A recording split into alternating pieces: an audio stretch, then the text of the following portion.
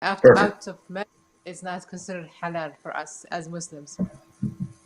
Okay, so I know that. I know the answer, but I'd like to re-emphasize that because there is a trend among our sons and youth right now that say that, you know what, I don't need to get married. Like I need to take care of my career. I need to take care of this or that. And marriage is like nothing that comes and hits their career right now. But like, I would like to start with that. So now, after marriage, is marriage like a mean or a goal? Is it something I have to achieve? No, no, please not. No, no, it's not. No, it's not. It's just like a partnership. That's how the way I see it. It's building a company together. You know, you are a partner with this person you like and to spend the rest of your life with. But for sure, it's not the goal of life, right? Our goal of life is to please Allah subhanahu wa ta'ala and to worship Him. That's the goal. And if we have that in mind, we're gonna have actually healthy marriage. Okay, so partnership. You It's a mentioned partnership. partnership. That's So it's a even in business partnership, some people broke away. Said, you know what, yeah. didn't put the capital, I'm not putting the effort. But like, what are the tips so that this partnership, which is called marriage, you named it partnership, I like that very much. And what are the tips so that this is to be maintained as a healthy relation? Well, I think the first thing is that if they are, it's built on the right like track, if they're built in the right direction, you know, if it's like done for the sake of Allah subhanahu wa ta'ala from the beginning, from the get-go. Okay, why we are married? Because Allah subhanahu wa ta'ala wants us to get married. This is the thing. This is our sunnah. This is our tradition as Muslims. This is the right way of doing it, right? Because some people are like dating also, which we consider as haram, right? So we don't want to do that. We don't want to do the right thing. So we're doing it for the sake of Allah, to protect ourselves and our chastity, right? So if we are doing for the sake of Allah, I think Allah will bless it. That's the way I think about it. But if we do it for other reasons, like, you know, oh, because he has money, money can go, right? If it's like, you know, she's beautiful, the beauty can go. Everything can go, actually. It can just vanish over the years. Even the interest of someone, like, you know, being with him all the time with so much friction can cause lots of problems. But if you do it for the sake of Allah, Allah will guide you for it, first of all. And then you're going to be having more patience because now you know this is like your struggle in the life. It's a jihad. It's a form of jihad again, right? It's a nice form of jihad. Let's Okay. put it this way. Come on, like like jihadi is mentioned like with a name that's okay. This is a term that has to do with the effort and fighting and all the stuff. That's like marriage. Why do I have like to fight? Yeah, why do I have to fight? Yeah. Like it's a marriage, it's a No, no, partnership. because see, I like when you say, anything in life, basically, right? Like we are like, you know, as human being, we are desired. Like, you know, we have lots of desires, right? We like to rest, we like to enjoy ourselves, we like to have more fun. But then it's like, you know, getting up in the morning for Fajr is not the easiest. It's a struggle, right? You have to go through this. So it's the same thing. Like you're gonna have to put up some efforts in there. You cannot just expect a nice, like rosy marriage and lovey-dovey all the time, like, you know, with no efforts putting in the relationship. And which is that's I think most people are failing on to, like, you know, just they want something easy, as just like as it looks like in Hollywood, and you know, beautiful flowers and all that romance. And yeah, you can have those moments, of course, but then you're gonna have to put some work in there. You're gonna have to invest on your own self, invest in your own partner, and improve, grow together. okay, so let's back up and say that. What were your key learnings from your first year of marriage? My first name, or like just in general, in general. No, Okay. your first year of marriage. Uh, to be honest, like, you know, I think my parents did, like my mother especially, like did a right good job in, when I say, in teaching me everything about household and how to be a housewife. I think that made it really easier for me.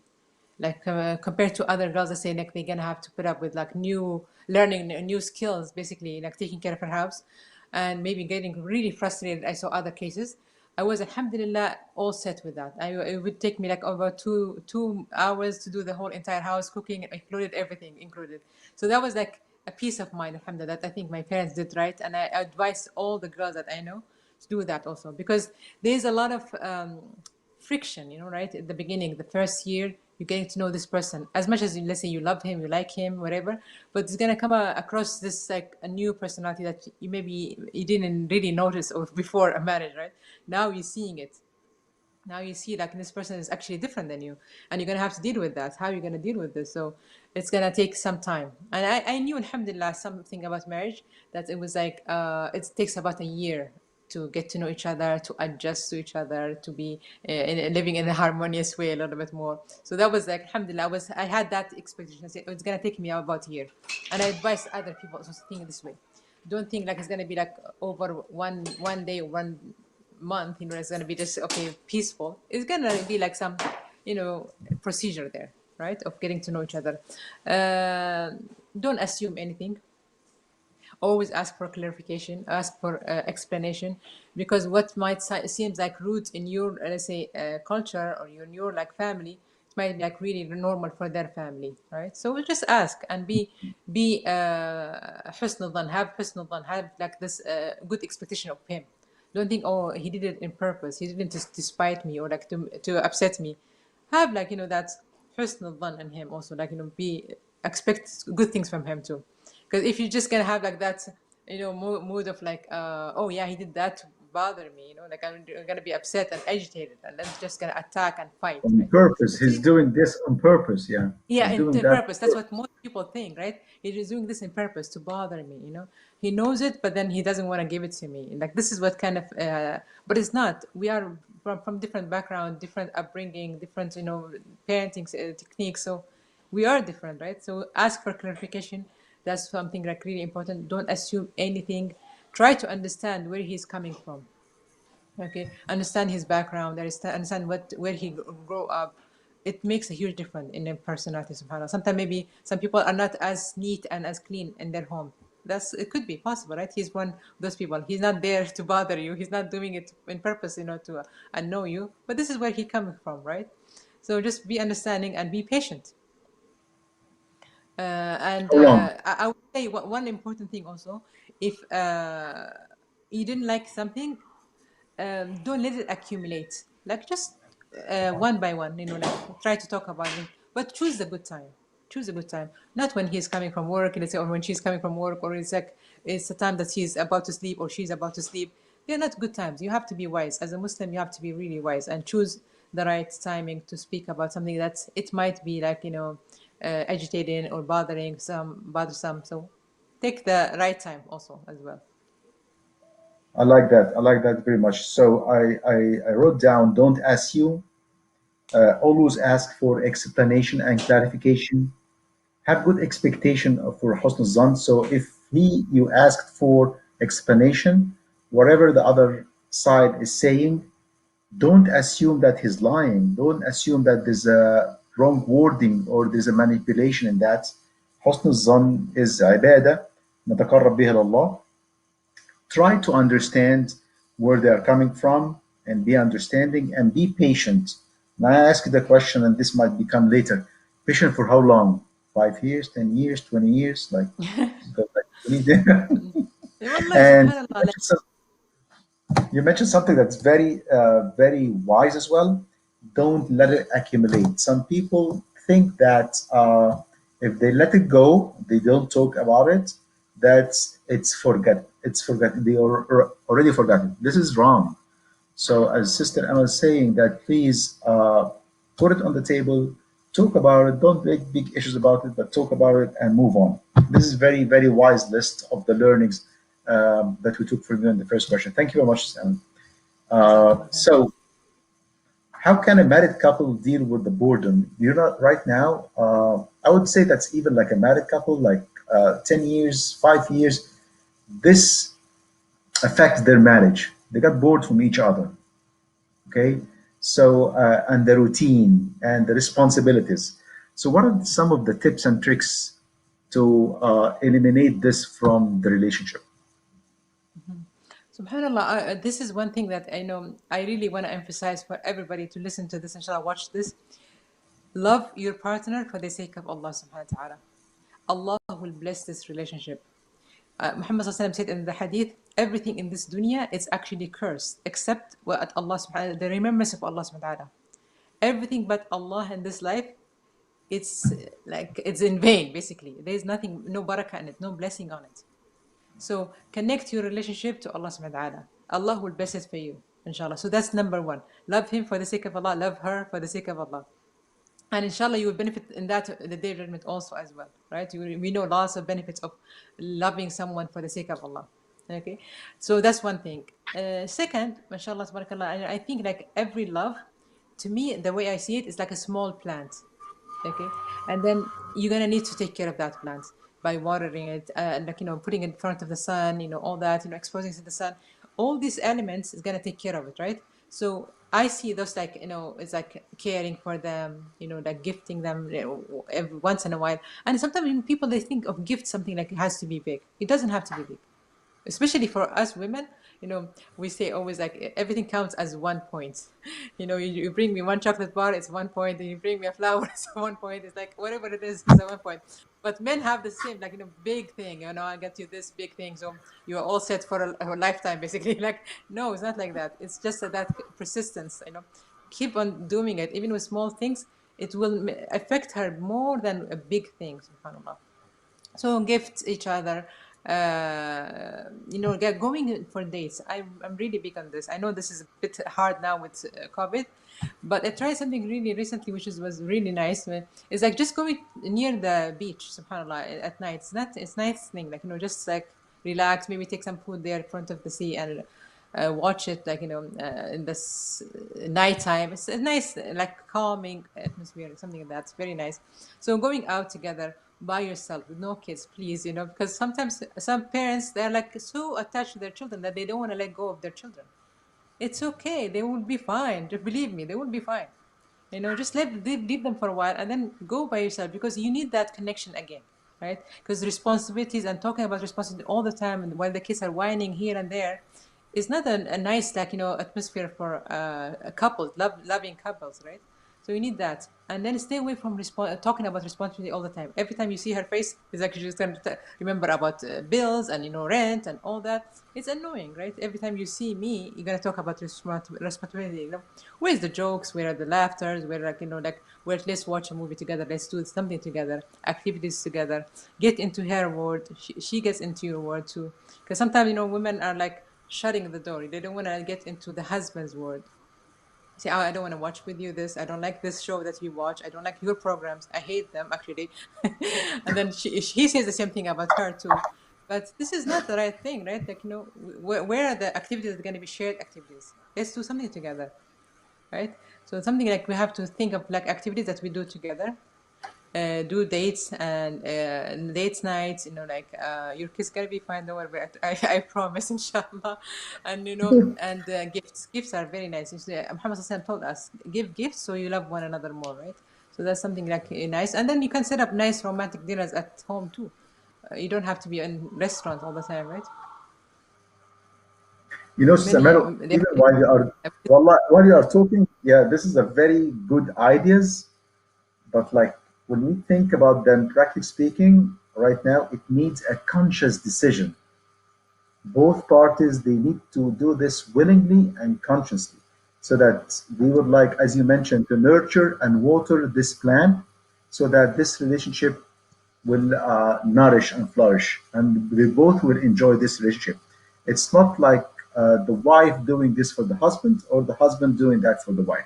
It's as it says, it takes two to tango. So like maintaining this relationship, it's the effort of both parties in this relationship, designing all these beautiful things that you mentioned. And literally it's an eye opener, apart from the dinner by the beach, because like it's freezing right now, it's snowing outside, so no one would like to go out, or they will think that's our ill intention of trying to put them on the beaches.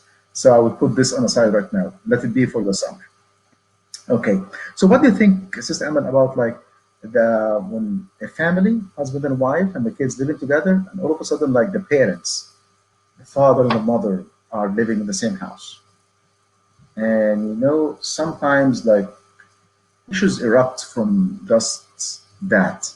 So the wife or the husband are in a struggle between birr al walidin and taking care of their elderly, and at the same time, the issues that arise from them being in the house. What's your advice to deal with this situation? It's a very hard situation. I wouldn't be like a. It depends, of course, the parents-in-law in this situation, right? Some parents-in-law are amazing, mashallah, tabarakallah. But some are a little bit maybe more jealous. Maybe they like more attention. Maybe they are like, yeah, like they have their own issues, right? I think the couples, they have to sit down together and say, okay, we won't maybe share everything with them, right? Because once they get to their own business, also maybe it can cause more problems. So keep our own like problems between us. This is, I think, key for them. Okay. For, let's say, if the wife is receiving her in-laws, she has to be patient. She has to be patient. I mean, I just think of them like they are your parents as well. Be patient with them. Accept, what they say. Like sometimes let go, because you won't be able to survive if, let's say, you're gonna hold on every single word. You're gonna be suffering. And just think of it like, okay, she raised this child, your husband, right? She thinks that the kid is somehow hers, right? And now you're sharing it. So just think of like that. She's the owner. She's the original owner now. Just let it go. She raised him wrongly. And I'm like, she raised him wrongly. I would like to return him back, This is the mindset. I This know. is the mindset. But wallahi, see, there is wallahi nothing in life that is easy. Nothing. Allah just said in the Quran, لَقَدْ خَلَقْنَا الْإِنسَانَ فِي كَبَدٍ. We are like, created human beings within hardship. If we don't realize that, then we are in trouble. Because every day, like, one lady, she was saying this, I like that so much. She said, marriage is hard and divorce is hard. Choose your harder. Choose your heart. That's it. It's nothing easy. You think that the other side is greener, the other side is better. There's nothing easy. Allah told you already. It's gonna be hard. So it's better to be patient and let go of things. And if something, let's say, it's hurting you, of course, talk about it, with your spouse, and try to solve it. You know, sometimes maybe even the husband has to be like, firm at some situations. Let's say, okay, mom, I respect you, this and that, but like, just you have to respect my wife too. Maybe sometimes he has to step also down and say something also to his mom. Let's say if she's bothering her so much or she's hurting her so much. So, I mean, you're gonna have to be wise about this. Really wise. Subhanallah. Yeah, it needs wisdom, it needs barakah, and needs to put your eye on the end goal, which is they are our means to Jannah, and we need to live happily. So we try to compromise. I would say that we need to compromise in a situation like that. So Absolutely.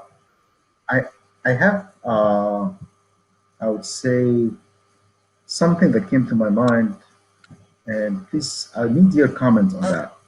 So let's say that I was in a discussion with the same scholar that 2 or 3 days ago, and we brought the issue that the system in the Western countries, when it comes to divorce, it motivates the divorce. It motivates the wives to get a divorce. So why is that? Because like the husband is getting out, working, let's put it this way, accumulating wealth. And he got some money, decent money. He works day and night. He makes his means. 20 years, 30 years, or I'll say 20 years, and then he made some very good money. And remember that during those 20 years, it's a life journey. You raise kids in school, and the struggles of the life. And all of a sudden, something happens. Something being something small, but something happened. Normal fight that usually was like acceptable 10, 15 years ago. And all of a sudden, right now, no, it's not acceptable. And we have to depart ways.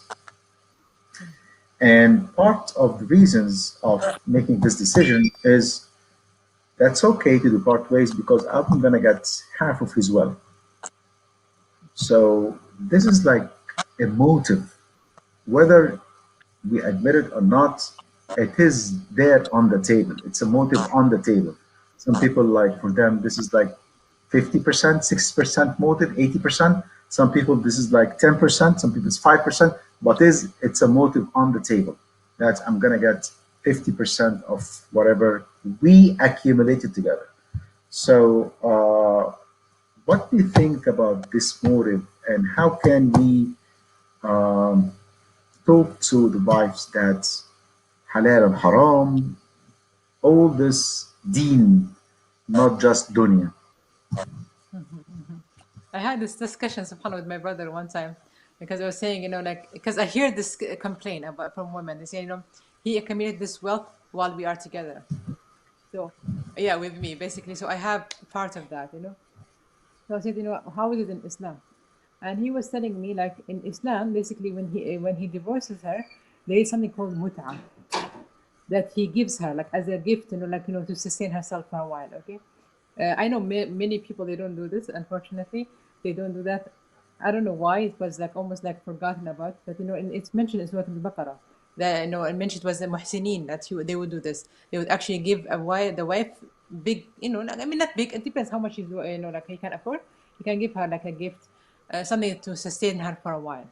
Okay, that's what she has in Islam. Now I said, okay, but think about it. I was just telling him like that. I'm saying like to you now. I said, okay, like breastfeeding. It's like it can be counted like she fed the children. While he could have paid for it, whatever, and he could have paid for nannies and all that. She saved him this money. So don't she has anything like that? She said, you don't have to see it like that. You're going to have to see Allah's system. It's for whole community, right? So yes, maybe now it seems like he's taking this money, but this like is gonna come back, somewhere else. Let's say if he did like if he also, how did he explain to me? If let's say his daughter get divorced, okay, is she gonna come back to him to take care of her?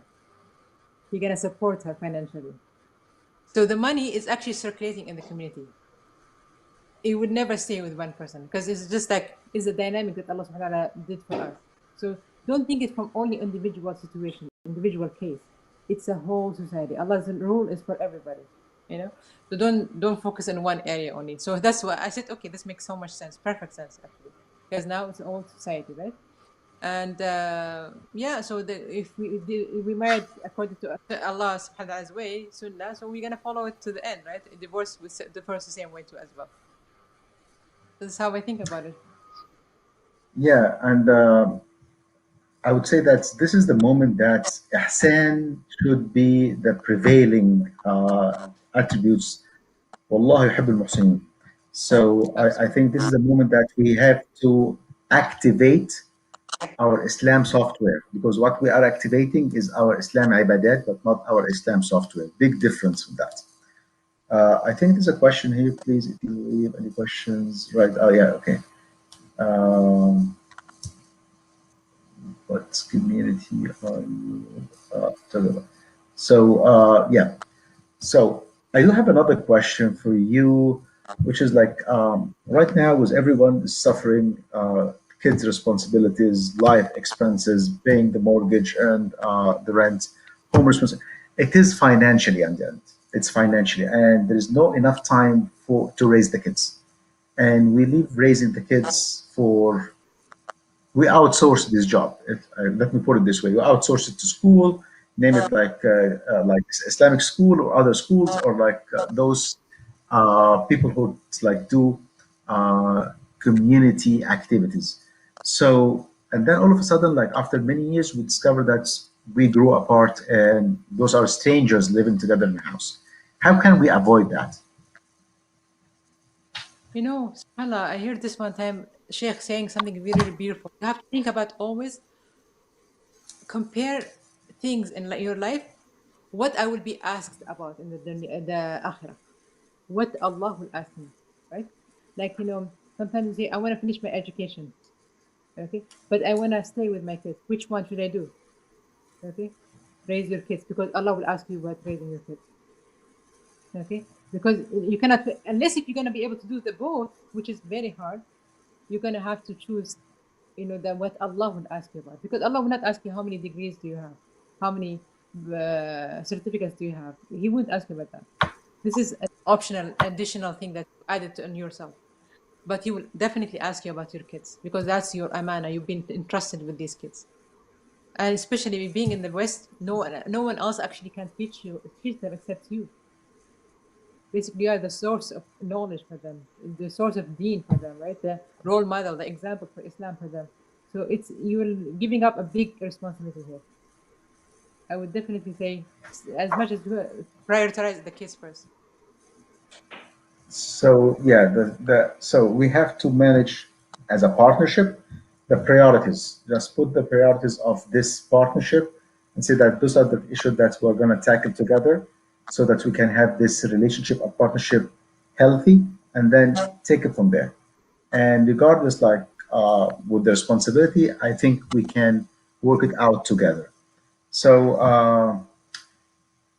I, I would take your words and say that this is not easy.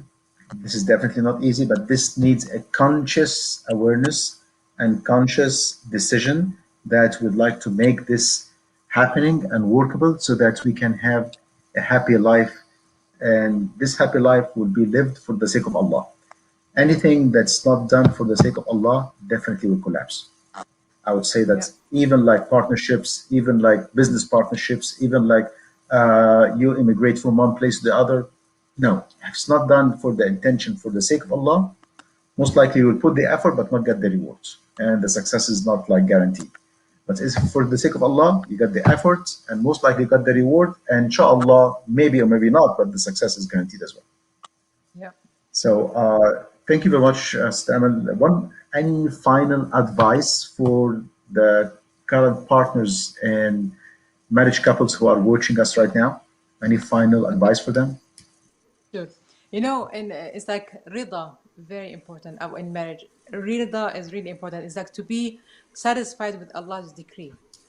Because, you know, like we always think that there are other options, there are other options, and we are just losing it over this options. Stop thinking of the other options. Allah gave you this. This is your destiny. This is your decree. Work it out as much as you can. Be patient with it, you know. And remember this from ayats from Surah المؤمنون, I think, when Allah subhanahu wa ta'ala said, وَجَعَلْنَا بَعْضَكُمْ لِبَعْضٍ فِتْنَةً أَتَصْبِرُونَ. And we made you test for each other. Okay, your characteristic, your character actually testing her. She's testing you. Subhanallah, be patient. Show Allah subhanahu wa ta'ala that you are patient. That's what the idea. Allah will test us with each other. Don't expect, you know, perfect marriage. It's gonna be fights and all that, but just be patient and let go of many things, inshallah. Inshallah. Jazakallah khair. And thank you very much, Amal. And hope to see you in our next episode, inshallah, to continue this very interesting topic. MashaAllah, I have a lot of wealth of information and experience as well. And I know that you did lots of coaching and counseling. So I think we need you to hear from you more and more about that. Thank you very much. Jazakallah khair. Inshallah. Assalamu alaikum wa rahmatullahi wa barakatuh. Salam. Wa alaikum salam. Jazakum Allah khair for inviting me. Thank you. All right, assalamu alaikum.